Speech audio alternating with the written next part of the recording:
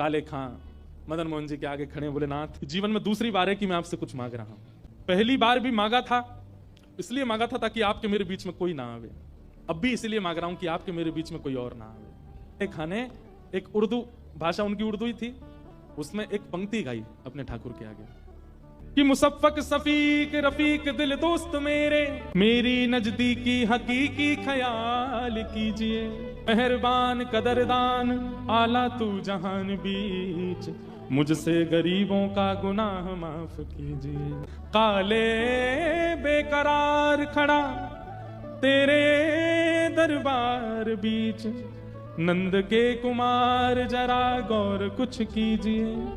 और अंतिम बात जो काले खां ने कही है, मदन मोहन जी मानो जैसे हिल गए हों अपने स्थान से इस बात को सुन के। हिंदुओं के नाथ तो हमारा कुछ दावा नहीं। मेरे परिवार, मेरे रिश्तेदार और मेरे समाज के लोग मुझे यही कह के टोकते हैं कि आप हिंदुओं के भगवान, हिंदुओं के नाथ तो हमारा कोई दावा नहीं। पर मैंने तो सुना आपको जगन्नाथ बोलते हैं, आप तो जगत के नाथ हो। यदि आप वास्तव में जगन्नाथ हो, यदि आप वास्तव में जगत के नाथ हो, तो इस जगत में मुसलमान भी है। मेरी सुध लीजिए ना।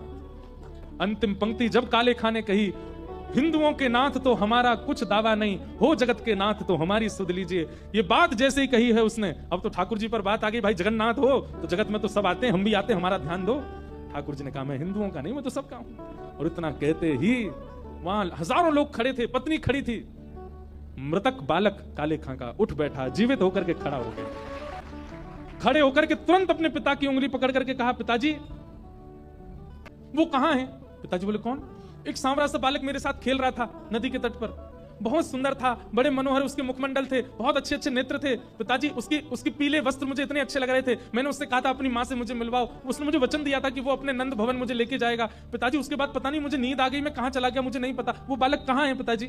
काले खां ने उसकी माँ की ओर देखा तो माँ अचंभित खड़ी है, नेत्रों में आंसू। वो सारे रिश्तेदार खड़े थे और उसके जो मित्र आदि थे जो नमाज पढ़ने जाते, वो भी सब वहीं खड़े थे।